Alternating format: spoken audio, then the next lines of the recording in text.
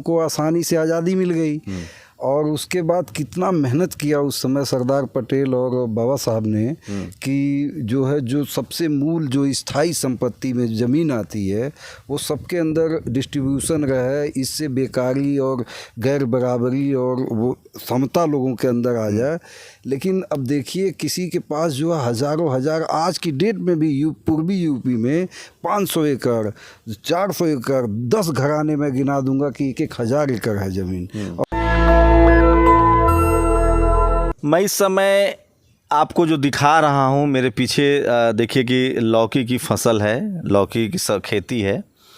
और इस देश में अब जो हालात हैं, ज़मीन सबसे बड़ी संपत्ति है। लेकिन ज़मीन को लेकर बाबा साहब ने कहा था कि इसका राष्ट्रीयकरण हो। कुछ नियम है, कानून है। मान्यवर साहब ने कहा जो ज़मीन सरकारी है वो ज़मीन हमारी है। लगातार जो गरीब लोग हैं इस देश के 90% लोग, 80-85% लोग भूमिहीन हैं, ज़मीन ही नहीं है। इसकी क्या वजह है और सरकारी क्या कानून व्यवस्था है?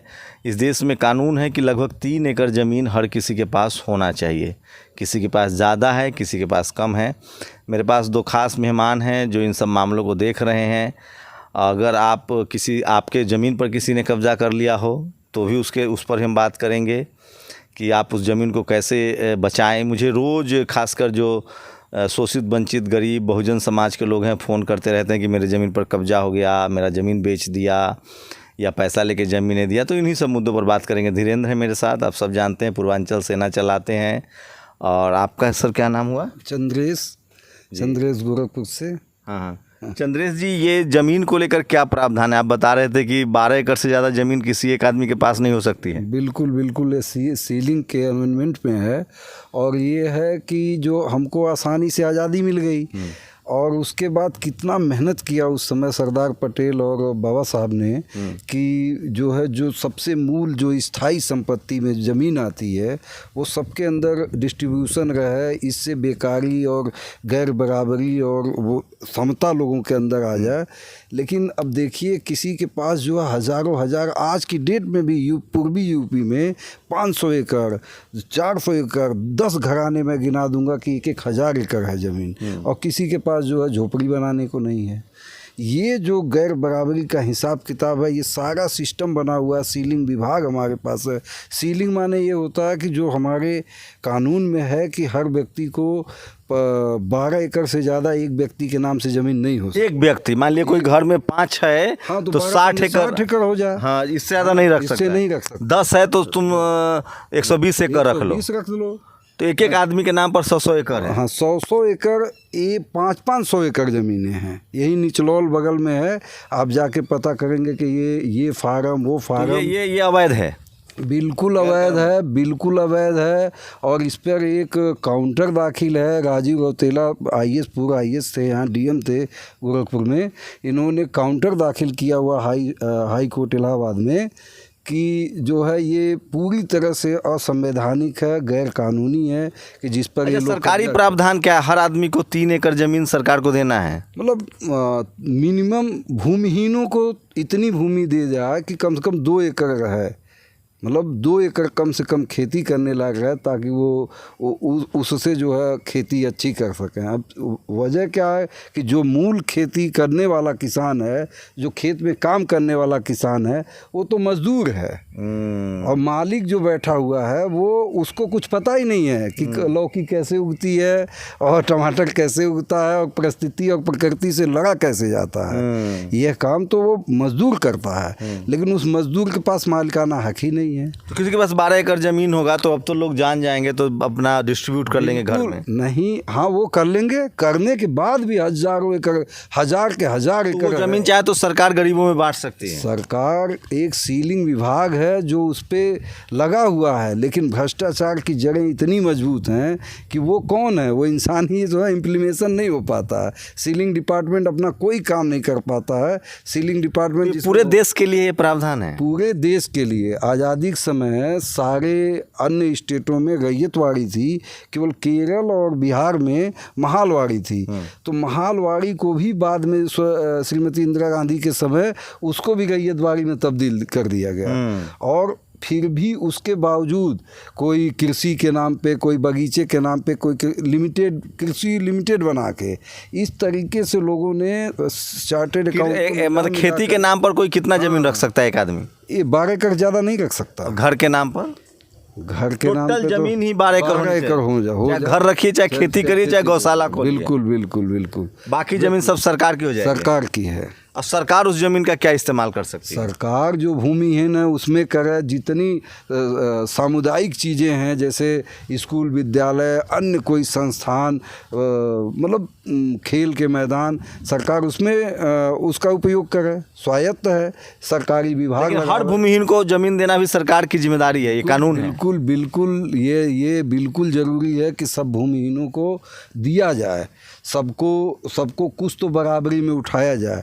महाराज जी ने, योगी आदित्यनाथ जी ने बहुत अच्छा काम किया कि जो बनटंगियाँ थे इन सबको किसी तरह इनका स्तर सुधार रहे हैं, लेकिन और आशा है कि ऐसे क्या कोई प्रावधान कर रहे हैं? वो बटनिया मतलब जो बटाईदार थे उनको ज़मीन दे रहे हैं? हाँ, उनको दिए। जो जंगल में उनको घर बनाने का अधिकार नहीं था, वो बनटंगिया मजदूर थे, उनको घर बनाए, आज अच्छा बेहतर जीवन उन्होंने किया है।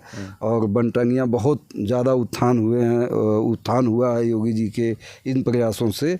और हमारी आशा ये है कि वो इन बनटांगियों से ऊपर उठ करके जो अन्य राजस्व ग्राम सभा के गरीब मजदूर हैं उनके पास जाएं। उनको इन जमींदारों ने जो कुंडली मार मार के 500-500 एकड़, 100-100 एकड़, 500-500 एकड़ रखे हैं, उसमें से निकाल करके इन गरीबों में डिस्ट्रीब्यूट किया जाए। कानूनी प्रावधान, ये कानूनी प्रावधान है, इसीलिए सीलिंग डिपार्टमेंट है, इसीलिए हमारा पूरा। अगर मान लो मुझे, अगर कहीं मुझे पता चले किसी के पास 200 एकड़ जमीन है, तो कैसे कार्रवाई कौन करेगा? कोर्ट करेगा? SDM सबसे छोटी इकाई राजस्व की लेखपाल है। हाँ, उसकी रिपोर्टिंग जो है सुप्रीम कोर्ट तक मान्य है। तो SDM से शुरू हो, वही खसरा बनाता, वही बताता है कि ज़मीन पे क्या है, जलाशय है कि खेती योग्य है कि बंजर है कि नवीन। सबका अलग अलग मतलब कैटेगरी डिवाइड है। कोई खेती की ज़मीन है, इसकी एप्लीकेशन और प्रथम शिकायत आप SDM को कर सकते हैं। तहसीलदार से शुरू है SDM, इसके बाद पूरा सिस्टम है। हमारे लिए अलग एक तो रेवेन्यू डिपार्टमेंट है, रेवेन्यू कोर्ट है। रेवेन्यू कोर्ट हर जिले में है। अरे हमारा सिस्टम ही रेवेन्यू पे है, राजस्व पे है, इसीलिए तो DM को कलेक्टर कहते हैं। क्या कलेक्ट करता है? यही राजस्व कलेक्ट करता है, इन्हीं किसानों से, इन्हीं मजदूरों से। धीरेन है मेरे साथ जो भी इस आंदोलन में जुड़े हैं। धीरेन, क्या कुछ ऐसे तो लोगों को बहुत ज़मीन, अगर ये हो जाए तो सरकार, कोई भी सरकार हो, बहुत पॉपुलर हो जाएगी अगर गरीबों को ज़मीन दे। नीतीश जी ने तो वादा किया था बिहार में, लेकिन 3 डिसमिल ज़मीन का, लेकिन बात बन नहीं पाई। सबसे पहले भैया जो बात कहे हैं हम उस पर कहना चाहेंगे कि वनटंगियों को जो ज़मीन दिया गया है वो जंगल की ज़मीन है। ये पिपली वन क्षेत्र था, बौद्धकालीन क्षेत्र था। अंग्रेज़ों ने इसको, पिपली वन क्षेत्र को नष्ट कर दिया गया था जब बुद्धिज़्म को नष्ट किया गया, लेकिन अंग्रेज़ों ने इस जंगल को पूरा फिर से लगाया।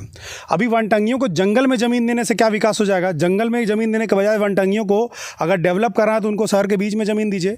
आपके योगी जी के पास बहुत सारी ज़मीन, उसको दीजिए। जंगल में ज़मीन देने का मकसद ये है कि जंगल की जो ज़मीन हो उस पर राजस्व का हस्तक्षेप हो, और जब जंगल की ज़मीनों में राजस्व का हस्तक्षेप होगा तो राजस्व आता है राज्य सरकार के अधीन।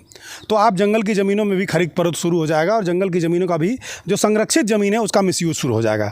तो मैं इस बात का विरोध करता हूं कि अगर जंगल में किसी को बसाया जा रहा है, जंगल से निकाल करके शहर में बसाइए। दूसरी बात यह है कि योगी जी की जो मंशा है, देखिए जितने उनके निजी इंटर कॉलेज हैं, डिग्री कॉलेज खुल रहे हैं, वहाँ की ज़मीनों को अगर रजिस्ट्री कराना हो तो बस लगवा देते हैं, PSC लगवा देते हैं, और एक एक घर से डंडे मार करके लोगों को बस में जबरन बंद करके, एक तरह से कह लीजिए कि शासन प्रशासता द्वारा उनको किडनैप करके ला के कचहरी में रजिस्ट्री करा के उनकी ज़बरदस्ती ज़मीनें ली जा रही हैं।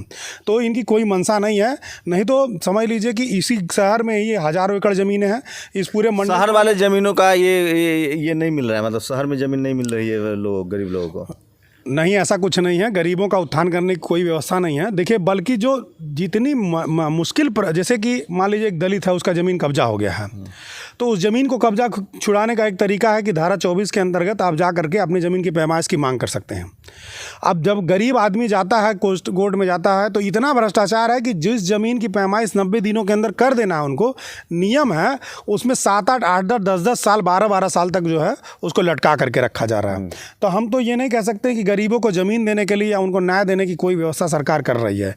ऐसी कोई मंशा ही नहीं है। और अगर ऐसी मंशा होती तो जितनी सीलिंग की ज़मीन ही है, यहाँ ताल नदौर है, है जहाँ हम खड़े हैं, कुसमी है, इतने मिला करके ही कम से कम 3 से 4 हज़ार एकड़ ज़मीनें हैं जो कि सरकार चाहे तो अधिग्रहण करके और भूमिहीनों को दे सकती है। ये गरीबों का अगर कब्जा पर कोई दबंग कब्जा कर ले किसी के वाजिब ज़मीन पर, तो क्या करना चाहिए?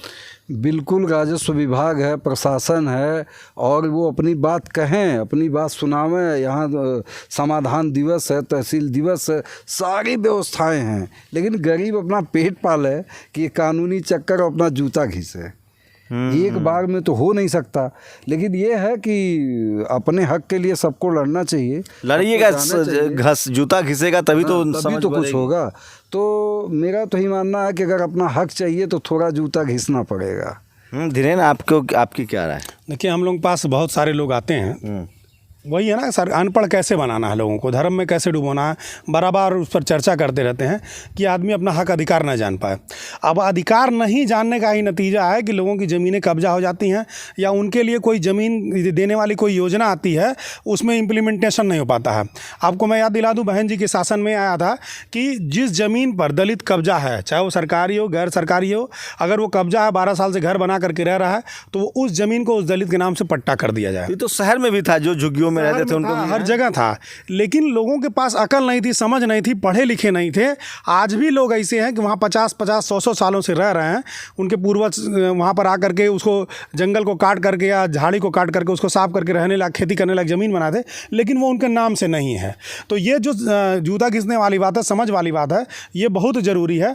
और ऐसे लोग हमारे पास हर दिन आते हैं। हम लोग समझ लिए इस समय कुछ नहीं तो कम से कम 300 मामले देख रहे होंगे ज़मीनों के, जो दलितों के, शोषितों के, पिछड़ों के जो है सवर्णों ने कब्जा कर लिया, उस पर घर बना लिया है, और इनके नाम से ज़मीन है, ये ले नहीं पा रहे हैं। दबंग कब्जा भी कर लेते हैं ना, पूरे तरीके से कब्जा करते, शासन सत्ता उनका साथ देती है, और भ्रष्टाचार इतना ज़्यादा लिप्त है। आप देखिए, कोर्ट शुरू होता है तहसीलदार से, शुरू होता है तहसीलदार से हारेंगे आप एसडीएम के पास जाएंगे, एसडीएम से डीएम के पास जाएंगे, डीएम से कमिश्नर के पास जाएंगे। कमिश्नर तक के जो मामले हैं, मुकदमे हैं, वो मैनेज होते हैं, पैसे पर चलते हैं। जब तक आप हाई कोर्ट नहीं जाएंगे तब तक आपको ठीक से जस्टिस नहीं मिल पाएगा। और हाई कोर्ट कितना दूर है यहाँ से? हाई कोर्ट 300-400 किलोमीटर दूर है। इलाहाबाद में हाई कोर्ट है, कहाँ यहाँ का आदमी जा? तो आसपास पूर्वांचल के लोग अगर चाहें तो आपसे संपर्क कर सकते हैं, अगर उनको इस तरह की कोई दिक्कत है तो आप कानूनी मदद भी दे सकते हैं। उनको कानूनी मदद दिया जाएगा, लीगल समस्या से, लीगल आधार पर उनको ज़मीन अगर उनकी होगी तो उनको दिलवाया जाता है, और बहुत सारी ज़मीनों को हम लोगों ने दिलवाया भी है। अच्छा, एक और मेरे मन में सवाल था कि क्या सरकार की जिम्मेदारी है कि जिसके पास भूमिहीन है उसको ज़मीन देना पड़ेगा? बिल्कुल बिल्कुल बिल्कुल, और ये बिल्कुल जिम्मेदारी सरकार की है कि अगर कोई भूख से मरता है तब भी लेखपाल सस्पेंड होता है। तो इसका मतलब है कि भूख और ठंड और गर्मी से अगर बचाने का सरकार व्यवस्था करती है तो उनको भूमिहीन को भूमि देने का भी सरकार के पास है। और 49 पेपर के माध्यम से लोगों को एसडीएम द्वारा, तहसीलदार द्वारा दिया जाता है, और विगत बटा भी है बहुतों को। लेकिन यही जो कहे कि शिक्षा का अभाव है, जानकारी का अभाव है। मेन क्या है कि जो हमारा कानून तो इतना अच्छा है, व्यवस्थाएं तो इतनी अच्छी हैं, लेकिन इसका इम्प्लीमेशन जो नहीं हो पाता है, इसके इम्प्लीमेशन में जो बाधाएं हैं, भ्रष्टाचार जो खड़ा है दीवार की तरह, इसको जन जागरण के रूप में सबको जागृत करके इस दीवार को, भ्रष्टाचार की दीवार को जब तक तोड़ा नहीं जाएगा तब तक ये समझिए कि सही समाज का निर्माण नहीं हो सकता। तो मैं फिर कह रहा हूँ, हम इसीलिए आपको जो ये खेत है, और मैं फिर कह रहा हूँ कि इस देश में ज़मीन सम्मान का ही प्रतीक है, और ज़मीन जिनके पास नहीं है वो लाचार बेबस भी है। इस देश में जिनके पास ज़मीन नहीं, उनकी भी एक जाति है। पता कीजिए किन जातियों के पास ज़मीन नहीं है। जातियाँ जो बनाई गई, जिनको शुद्र अछूत किया गया वन व्यवस्था में, जो आज SC ST OBC हैं, सबसे ज़्यादा शेड्यूल कास्ट, फिर OBC, फिर शेड्यूल ट्राइब, और जिनके पास ज़मीनें हैं उनके ज़मीनों पर भी अतिक्रमण होता है। ये पूरा बिहार बाहर जाकर काम करने के लिए मजबूर क्यों है? दिल्ली मुंबई में जा रहा है, मार खा रहा है। हर दिन लोग ऐसा वीडियो आता है कि कहीं बिहारी ट्रेन में मार खा रहा है, पूर्वांचल का कोई आदमी जो है उसका ठेला पलट दिया रहा है। ऐसा क्यों हो रहा है? क्योंकि जमींदारी विनाश कानून यहाँ लागू ही नहीं हुआ ठीक ढंग से। बिहार में तो बिल्कुल लागू नहीं हुआ, और यूपी में आंशिक रूप से कुछ लागू हुआ। तो लोगों के पास ज़मीनें पहुँची नहीं, ज़मीनें का डिस्ट्रीब्यूशन ही नहीं हुआ। तो उनके पास दो रास्ता है कि वो जो है बाबू साहब पंडित जी के खेत में हरवाई चरवाई करें, अपनी बहन बेटियों का शोषण करवाएं, उनका कोड़ा खाएं, उनका लात खाएं, और बंधुआ मजदूर बन के मर जाएं। दूसरा ऑप्शन है कि वो जा करके दिल्ली मुंबई की सड़कों पर वहाँ जा करके घूमे, पेंट पॉलिश करें, वहाँ जो निर्माण। बाबा साहब चाहते थे कि ज़मीनों का राष्ट्रीयकरण हो, और आप पता तो कीजिए कि किनके पास ज़मीन नहीं है। सरकार की जिम्मेदारी है कि जिनके पास ज़मीन नहीं है उनको ज़मीन दी जाए। जैसे हाँ? बहुत पुरानी कहावत है कि देश जो है कृषि प्रधान है, तो हमारा देश वाकई कृषि प्रधान है, तमाम तरीके के वैरायटी हैं, लेकिन उतने ही मतलब सापेक्ष में, उतने ही औसत में जाति प्रधान भी देश है। तो जमीन हल ठाकुर का, खेत ठाकुर का, कुआं ठाकुर का, जमीन ठाकुर का, मेरा क्या, ओम प्रकाश वाल्मीकि जी की बड़ी प्रसिद्ध कविता है।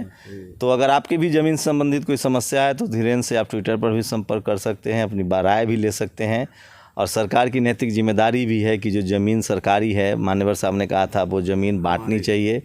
और ख़ासकर इस देश में शेड्यूल कास्ट के लोगों के पास जो सबसे ज़्यादा भूमिहीन है, उसके बाद पिछड़े समाज में भी लोग आते हैं, उसके बाद आदिवासी समाज भी भूमिहीन है। ये देश तभी मजबूत बनेगा जब सबको सम्मान से जीने का अधिकार मिलेगा, जो बाबा साहब के संविधान में प्रावधान है। पूरी बातचीत पर अपनी प्रतिक्रिया भी आप ज़रूर दीजिए। हमारी कोशिश है कि भारत मजबूत बने और सबके सर पर छत हो। शुक्रिया आप दोनों लोगों का हमसे बातचीत करने के लिए। धन्यवाद। शंभू कुमार सिंह, नेशनल दस्तक, कहीं इसी तरह से खेत से बोल रहा हूँ मैं। शुक्रिया। नेशनल दस्तक की आपसे गुजारिश है कि अगर इसको बचाना चाहते हैं तो नेशनल दस्तक को सब्सक्राइब करने के लिए रेड कलर के सब्सक्राइब बटन को दबाएं, फिर बेल आइकन की घंटी दबाएं। नेशनल दस्तक को बचाने के लिए बहुत ज़रूरी है कि हर खबर को शेयर करें, लाइक करें, कमेंट जरूर करें।